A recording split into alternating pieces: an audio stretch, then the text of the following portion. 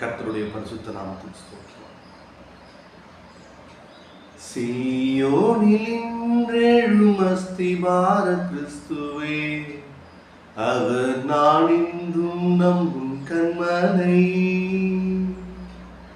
சீயோனில் இன்றெழும் அஸ்திபார கிறிஸ்துவே, அவர் நாம் என்றும் நம்பும் கன்மலை.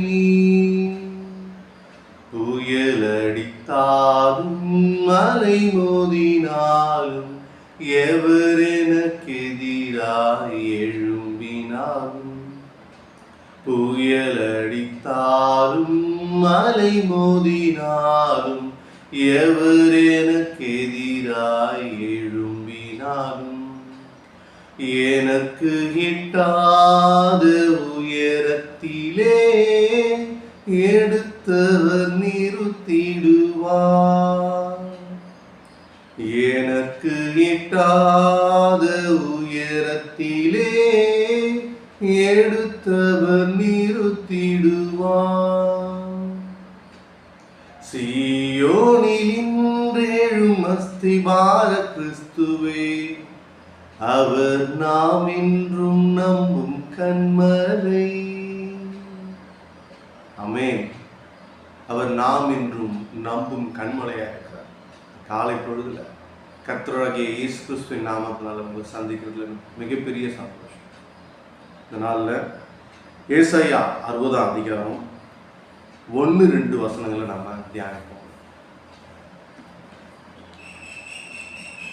எருசலேமில் கர்த்தருடைய மகிமை, கர்த்தருடைய மகிமையை பற்றி தான் நாம் இன்னைக்கு பார்க்கணும். கர்த்தருடைய மகிமையும் கர்த்தருடைய வல்லமையும் கர்த்தருடைய பராக்கிரத்தையும் இன்னும் இந்த உலகத்தில் யாரும் முழுசா எதையும் பார்க்கலன்னு தான் சொல்ல முடியும். ஆமாங்க, வானத்தையும் பூமியும் படைத்த தேவன் எவ்வளோ வல்லமையானது. ஒவ்வொரு இடத்துலும் செடி புல் பூண்டு உயிரினங்கள் வளர்றதுக்கு காரணம் நம்ம கர்த்தர் தாங்க. ஆமாங்க, அது எப்படின்றத நம்ம பார்ப்போம். எழும்பி பிரகாசி, உன் ஒளி வந்தது, கர்த்தருடைய மகிமை உன்மேல் உதித்தது. இந்த வார்த்தைக்கு என்ன அர்த்தம்? கர்த்தருடைய மகிமை நம்ம மேல உதித்ததுனால நம்ம எழும்பி பிரகாசிக்கணும். உலக பிரகாரமா சூரிய ஒளி வந்த உடனே பூமியில் இருக்கக்கூடிய பூக்கள் செடிகள் எல்லாமே எழும்பி பிரகாசிக்குது. சூரியகாந்தி பூவெல்லாம் பார்த்தீங்கன்னா எழும்பி பிரகாசிக்குது சூரியனை நோக்கி.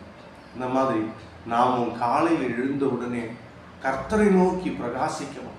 கர்த்தருடைய மகிமையை நாம சொல்லணும். அவருடைய